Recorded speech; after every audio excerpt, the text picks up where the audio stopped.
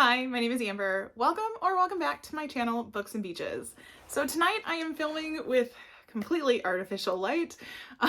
Tomorrow is daylight savings time and I am not ready. But I was all put together today. I have been running around kind of all day doing some fun things, and so I'm using my ring light, so things look a little bit off. I tested with the settings the best I could, but that's why things might seem a little extra bright tonight. But I am here to talk about all of the books that I read in the month of October. And actually, now that I think about it, there we go. Sorry about that. This new tripod, I'm always second guessing myself on whether or not y'all are straight. So we'll find out. But I believe I read like 10 titles, 11 titles in the month of October. And I say titles because some of them were short stories and some of them were novels. So I just always want to be fair because short stories are slightly different than reading a whole book. But I overall thought it was a pretty good reading month. I am probably going to be popping in here and there some clips that I did for Spookopoly, which was run by Becca and the Books, I believe. And so she did like a Spookopoly game, and I really kind of enjoyed that. I did not create an initial TBR at the beginning of the month, but I did kind of roll as I go, and I really enjoyed it. So I'll be throwing some of those clips into this video as well, and we will go from there. So let's jump in and get started and take a look at what I read in the month of October. So I believe at the very beginning of the month, and I think I might have included this in my September wrap up, I was finishing up the last two short stories in the, of course, now I'm not going to be able to remember what the series was. I've got my Goodreads up here. Oh, the Creature Features. So I was finishing up the last two in those ones, but then I picked up another short story, and this short story is by Chanel Clayton, which I really enjoy a lot of her historical fiction. And this one was A Night at the Tropicana, and it was kind of just this super sweet like 1930s story about, you know, two people that meet in a nightclub in Havana. So I don't want to say too much more because it's a short story, so there's not much to it, but it was good, and I just like Chanel Clayton's writing, so that was one I definitely needed to pick up. Following that, I picked up After We Were Stolen, and this is by Brooke Bayfus. I believe this was on my 23 books to read in 2023, and I believe I'm going to have a clip inserted here because this would have been my first Spookopoly roll. All right, so this is one of the very first times I've ever filmed this way, but like I said, back in September, I wanted to participate in Becca and the Books Spookopoly, or I think she's calling it Spookopoly. It's a mouthful. So I have printed off the board here, and you actually are supposed to have a set of cards here. I forgot to print them. So if I end up landing on one of those spots, I'll follow the rules when I get there. So I don't have any like playing pieces, so I'm actually going to use this black die as my playing piece, and then I have my pink dice that I'm going to roll with. So I've got my directions here, and I am going to do the roll as you read option because I'm a mood reader, and so I want this to help direct my reading, but I don't want to set a TBR that I have to stick with. So let's see. I have to start on the go space, so that looks like here in the corner there. I'm going to have 2 6-sided die to help me move around. And if I cannot find a book to fulfill the prompt that I've landed on, I can roll again. However, if I choose to do this, then I will have to select 2 books for the next space I land on. So we shall see what happens, but I haven't like specifically gotten I watched her video, but I haven't like totally familiarized myself with all of these. So we're just going to see how this goes. And like I said, this is something fun for me to do in October, to hopefully kind of mood read still, but have a little bit of direction. So, like I said, I've got all the notes here so I can remember what each of the prompts are. And yeah, so I think, I'm assuming that's the go. And there's a whole bunch of different rules depending on where I land. So let's just give it a roll and see how it goes. All right, so I have 5. So I think I'm going this way according to that arrow. So 1, 2, 3, 4, 5. So they're burning the witches even if you aren't one. So let me just look for that.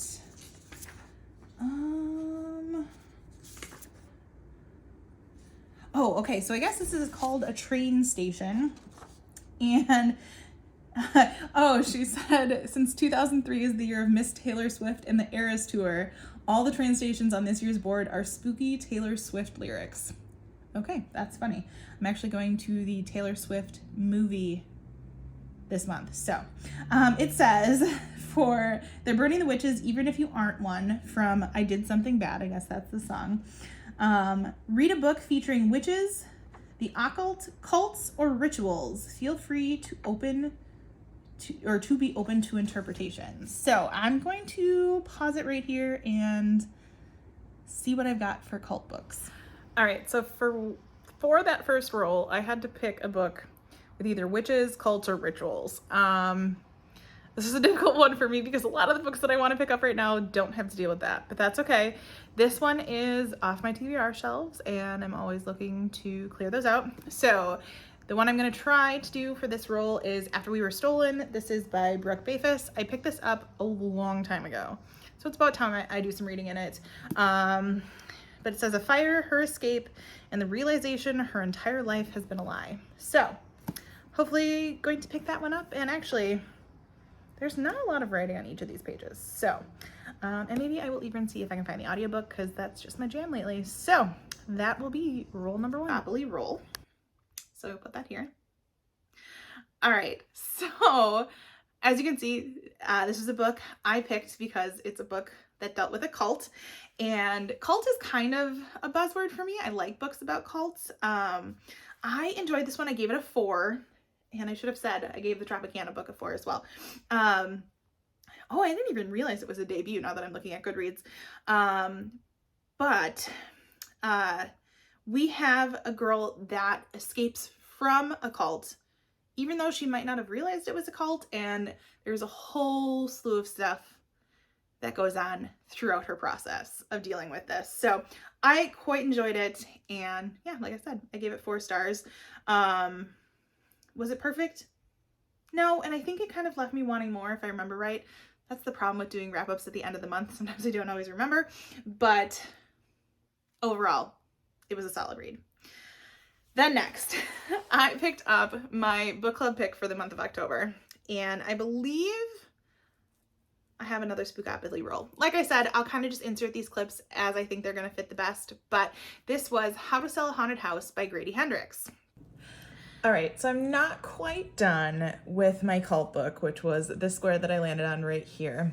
But I need to start my October book club book, which is Grady Hendrix's How to Sell a Haunted House. So I'm going to try a second roll to see if I can make that book fit this next roll.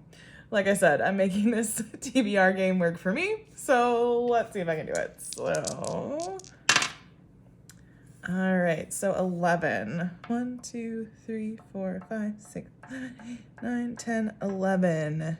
Stephen King. So, something tells me this one is going to want you to read Stephen King, but let's just see here. So it says, horror royalty with a fitting name. Read a book that has royalty or a court theme, or a book with a royal word in the title. Example, throne, palace, king, queen, court. Okay, yeah, that's definitely not gonna work. So I am gonna cheat a little bit. I'm gonna put myself back to start, and let's see if I can get something a little bit more fitting. I know, this is totally against the rules. I will maybe try to pick something. Actually, I did tell Lindsay at Lindsay's Little Library that I would read a Stephen King with her, so maybe I'll read a Stephen King at some point here in October. But okay, so I got 7. 1, 2, 3, 4, 5, 6, 7. Did I count that right? 1, 2. All right, so mood read. This one I should be able to make work. Let me just double check that there's no like special one to this one. All right, it says, any book that you feel like reading. If you are building a TBR at the beginning of the month, you can choose a book while you're making your TBR or save it for during the month and pick a book that suits your mood. So, okay, that one totally works. And I'm going to make a promise to myself that I will pick up a Stephen King book in the month of October. I know we were talking about reading Pet Sematary, and I've never read a Stephen King. I know, as like a thriller fan, that's probably awful. But so I will use my October book club book for my mood read, and I will also hold myself to reading Stephen King this month. Grady Hendrix. I struggled with how I was going to read this book. It deals with a woman who is traveling back to her hometown because her parents have died, and she basically needs to deal with their estate. She also has a very rough relationship with her brother, and she has to deal with her brother coming back to this small town because they're dealing, with their parents' assets. And there are some creepy things that start happening. I listened to the audiobook, and actually I have the book here as well. The audiobook, the voice that it does for one of the puppets, just super creepy. And yeah, it went to places I didn't expect it to go. It definitely went weird. But it wasn't that I disliked it, and it was creepy. There were a few things that were super far-fetched. But I don't think I ever want to set foot in a house that is full of dolls or puppets. Ever. After reading that book. So, if you want something a little bit on the weird side, Grady Hendrix, for sure. All right, after Grady Hendrix, this one I don't believe I worried about doing a roll for.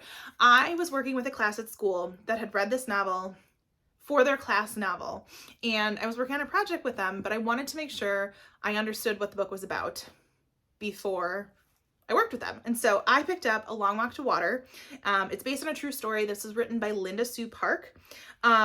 It is based about a girl who lives in Sudan in 2008, and her process of trying to get to water every day. That's her job as a young girl.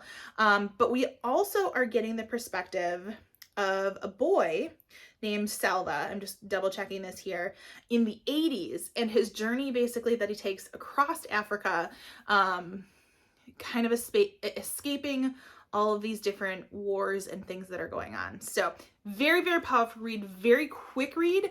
But I'm so happy I picked it up, and it just made it that much easier kind of working with the class. So I gave that one a 4.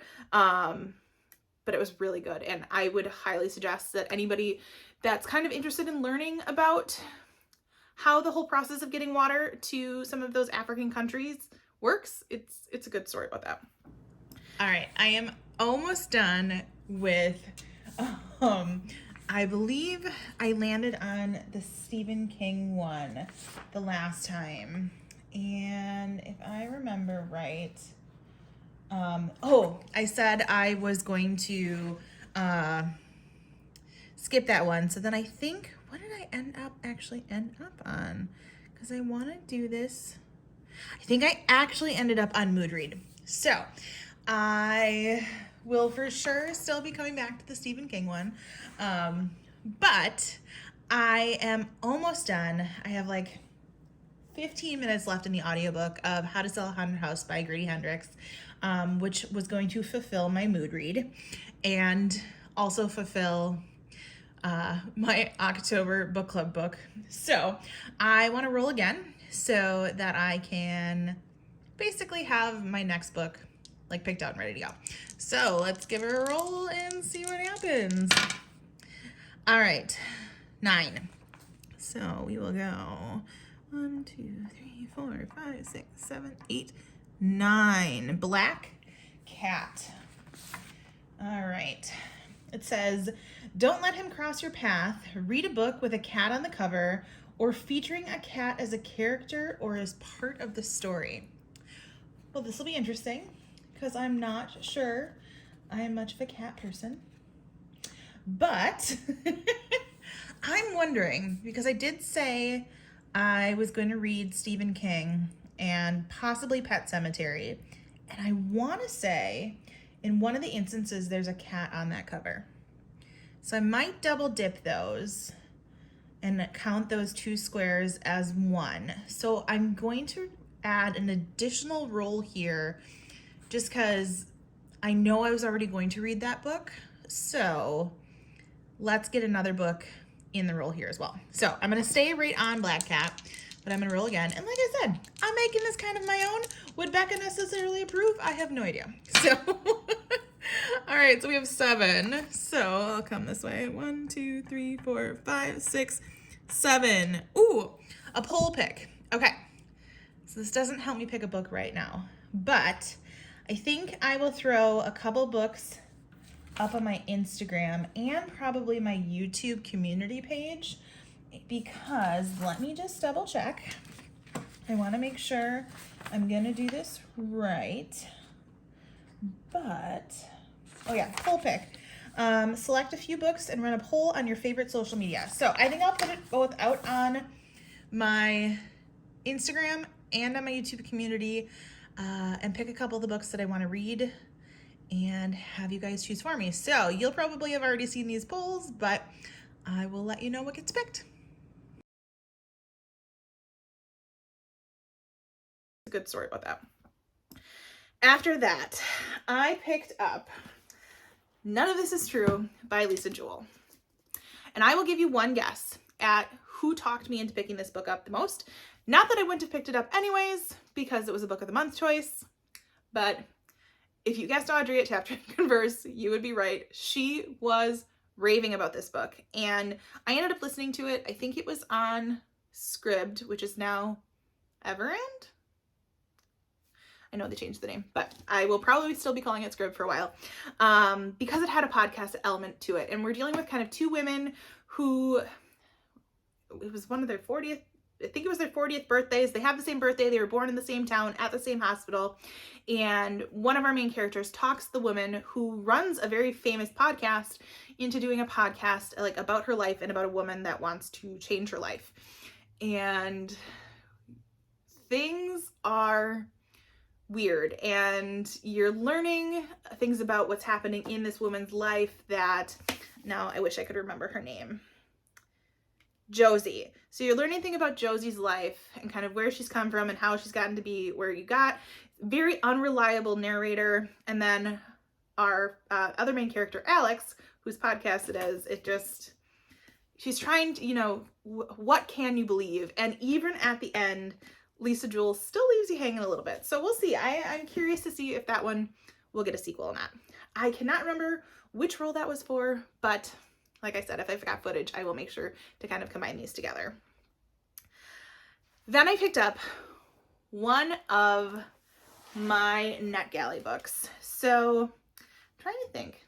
I think I picked up this one not because of a role for Spookopoly, but just because I'm also trying to keep up on my Kindle streak.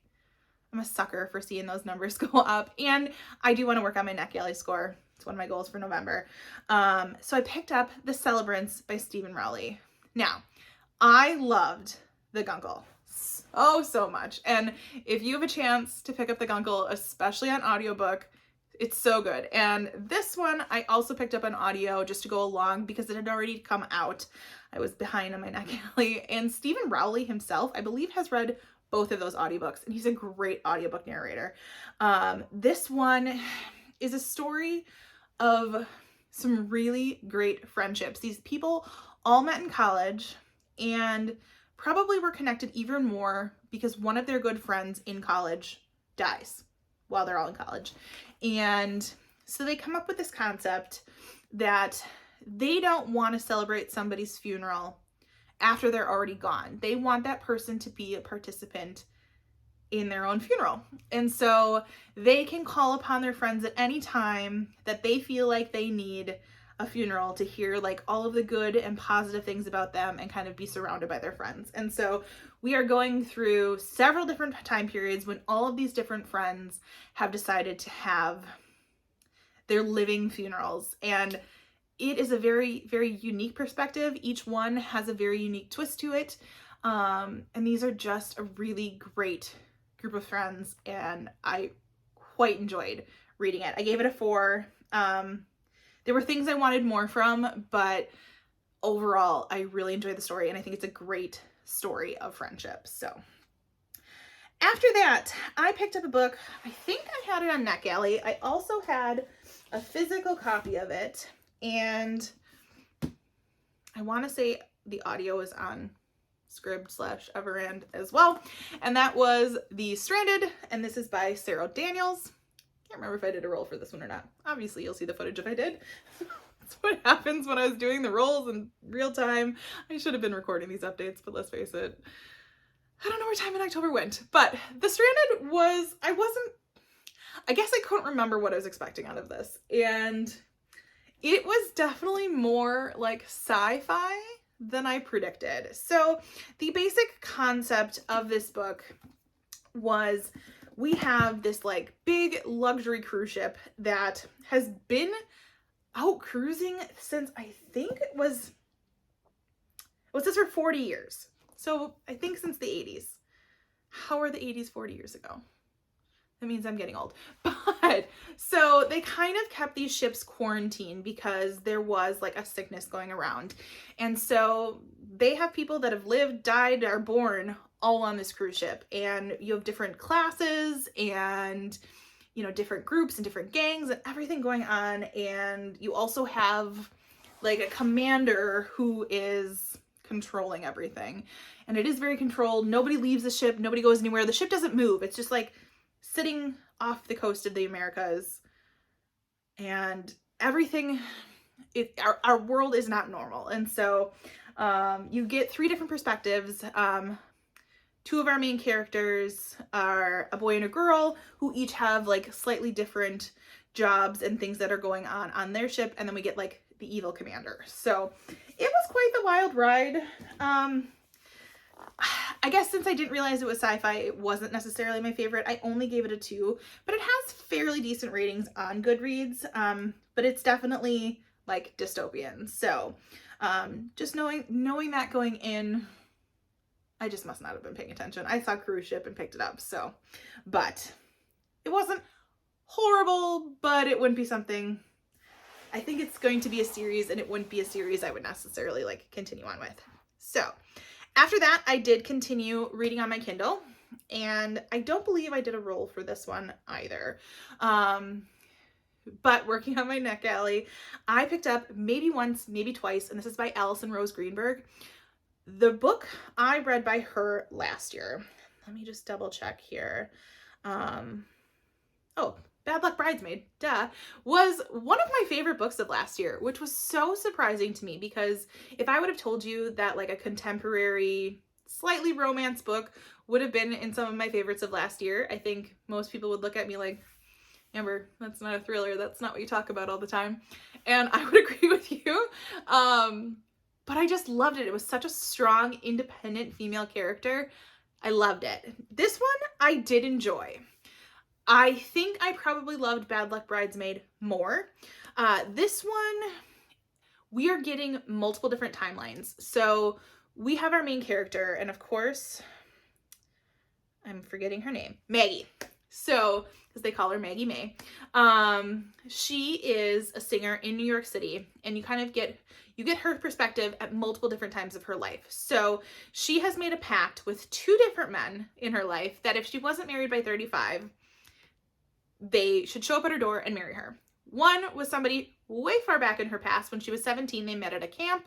And another is one of her close guy friends that it's always been like wrong place, wrong time. They want to be together, but they just never could. And then somebody was always with somebody else kind of thing. And then the 17-year-old version of her, that's her first love. And so you are going back and forth between her current timeline where she's 35 and all of these things are happening, and back and forth between the 17-year-old timeline and then different years in the past with her other friend. I know that was probably very complicated, but it kind of makes sense. And so you're seeing these 2 different men in her lives, and they're both obviously present in the current timeline, but you're also seeing how they were in her past timeline. And I found myself not knowing who I'd want to root for, but yet still wanting to root for this very positive woman because I had seen those characters in her first book. And so I liked it. I don't want to give too much away because I feel like you should go in not knowing too much, just kind of know, you know, you're going to see people from her past come back. I love Alison Rose Greenberg's writing. It's just an easy pace of writing to read. It's not complicated, but it's not like too light and fluffy. It's just kind of a good, perfect medium. And she does write some really great, complicated characters. There is a best friend in this book that is, for lack of a better term, super badass. And yeah, I enjoyed it. I gave it a 4. And I will not hesitate to pick up more things from Alison Rose Greenberg. So, and then finally, technically, I finished this book on November 1st, but I know that this one was a roll in Spookopoly for me. But all right, I swear because I'm doing the rolls that my reading is going faster in October. I could be totally wrong, but who knows? So I just finished my poll pick. I actually put up a poll on my Instagram and on my YouTube community tab. And the one that ended up winning was None of This Is True by Lisa Jewell. So you will hear more about that in my wrap up. But I am ready to roll another one. No, I still have not read the Stephen King one, so that is on the docket. But I wanted to get another roll going just because I like to have multiple books at the same time, and I am not sure I'm going to be able to handle the Stephen King one, so we shall see. All right, so let's give it a roll here. All right, we have 6. So 1, 2, 3, 4, 5, 6. And this is Michael Myers. Ooh, I've never watched a movie with Michael Myers in it, so, but okay, that's a green one. So it says he just keeps coming back. Read a sequel. Oh, this is kind of perfect because I believe I have a sequel to read. Might not. I have a spooky sequel, but I have another sequel I kind of want to read more.